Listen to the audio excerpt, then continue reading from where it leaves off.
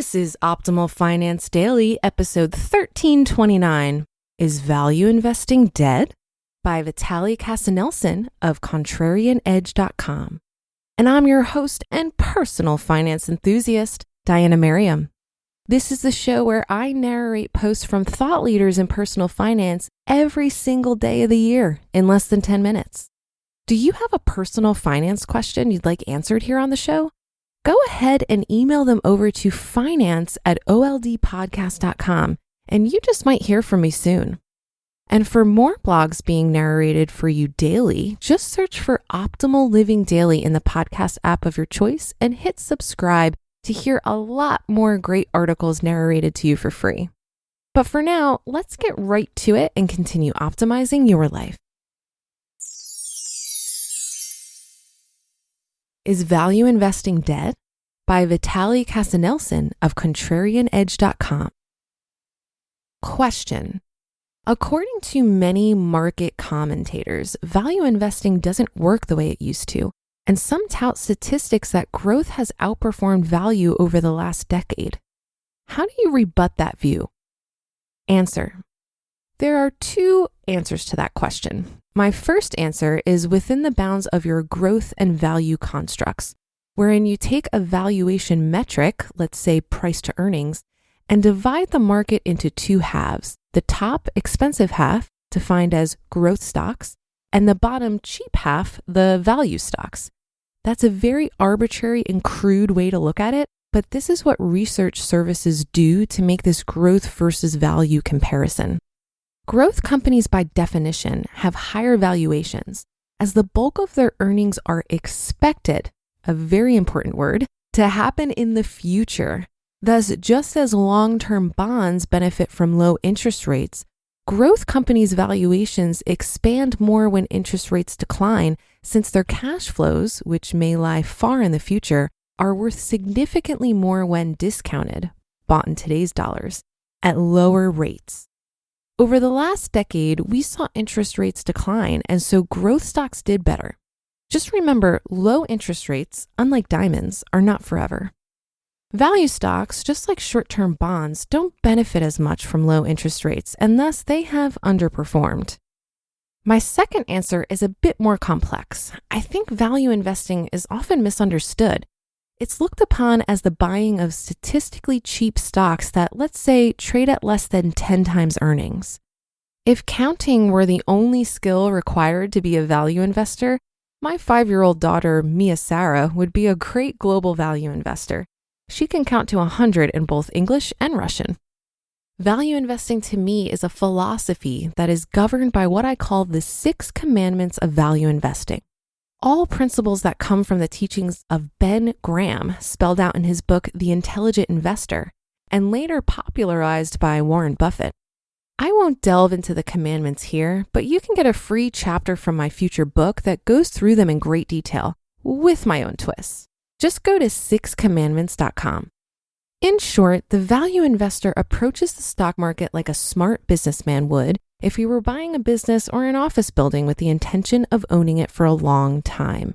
If you were approaching stock market investing from this perspective, then you'd probably keep away from most of today's so-called growth stocks, companies that are already expensive and just became even more so, priced as if our economy will continue to march uninterrupted by recessions for another decade, unimpeded by the ever-growing mountain of government debt that has historically led to higher interest rates. If you think the economy is doing great, let me remind you that we have not had a recession in 10 years.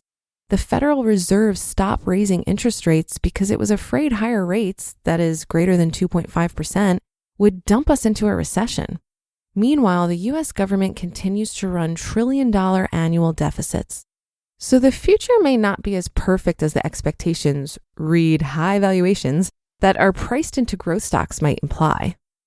I cannot really talk about growth without mentioning the FANGs, Facebook, Amazon, Netflix, Google. These companies are responsible for a very large part of the outperformance of growth. They're all terrific, well-run companies, and their products and services are incredibly popular. If you didn't own these stocks over the last 5 years, you faced a huge headwind in your attempt to outperform the market. Due to their large market capitalizations and their weight in the index, they account for a big chunk of stock market returns. These companies' underlying businesses have produced high growth rates for longer than most rational observers would have expected. But the larger they get, the more important the law of large numbers will become, as they are limited by the size of their markets. Everyone in the US, also their dogs and cats, already subscribes to Netflix, and international growth for Netflix is less profitable due to the higher fragmentation of languages, because not everyone speaks English, imagine, and lower prices for the service. Google and Facebook are in the advertising business and are going to face the natural constraints of the size of advertising markets and the consequences of what happens to advertising spending during a recession. Hint, it is very cyclical. And then there's Amazon, a sheer freak of a company. Today, everybody knows how great Amazon is, but its stock, just like that of the other FANGs, has already been discovered and thus trades at over 60 times 2019 earnings.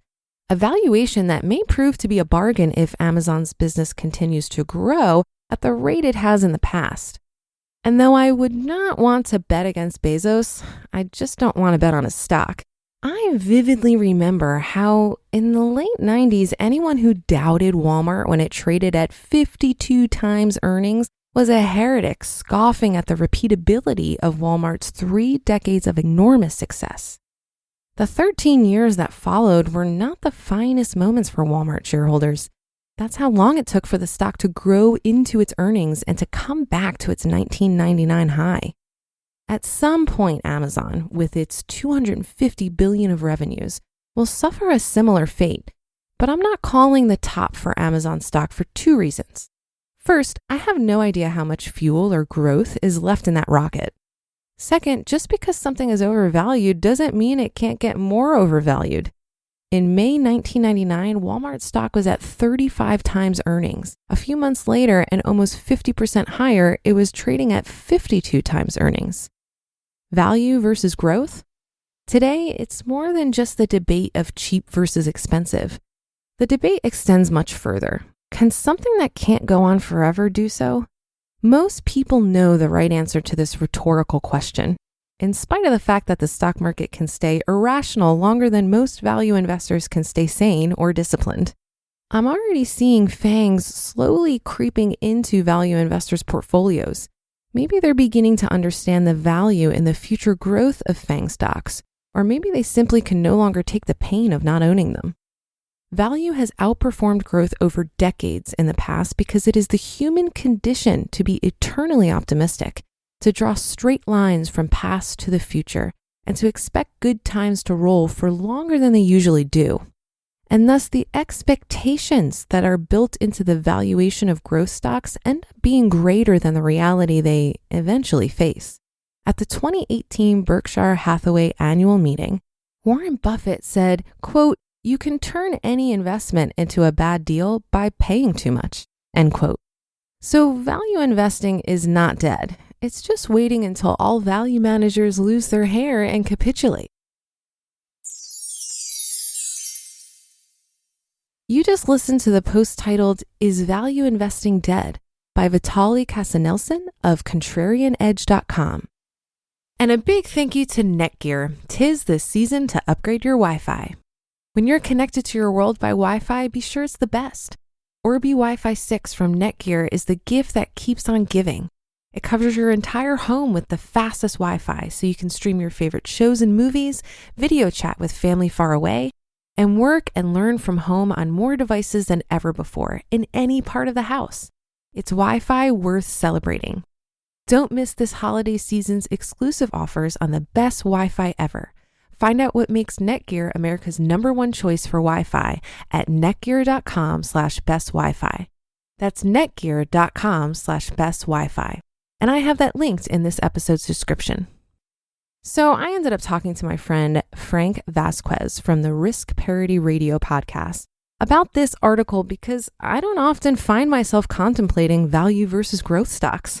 Frank pointed out that the big picture backdrop here is that academics have long observed since the 90s that value stocks, and particularly small cap value stocks, tend to outperform the rest of the market over long periods of time. But this has been turned on its head since the great financial crisis in 2008.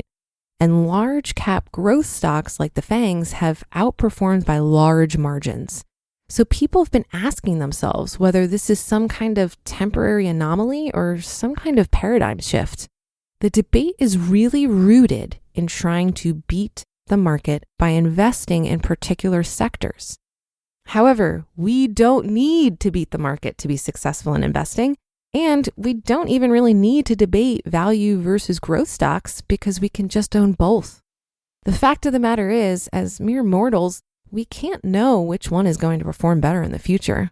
What really matters is our portfolio allocation mix of types of investments like stocks or bonds or REITs, and not what's in each bucket. The reason is because all reasonably well diversified 100% equity portfolios are going to perform at least 90% the same. Likewise, all reasonably well diversified 80-20 or 60-40 stock to bond portfolios are going to perform at least 90% the same. So as long as we get that piece right, we should just focus on owning low-cost diversified funds and not get hung up on growth versus value or small cap versus large cap. Again, we don't need to be able to predict the future to succeed. And our success is not defined by beating the market, but rather by meeting our individual financial goals. And that should do it for today. Have a great rest of your day, and I'll see you here on the Friday show tomorrow, where your optimal life awaits.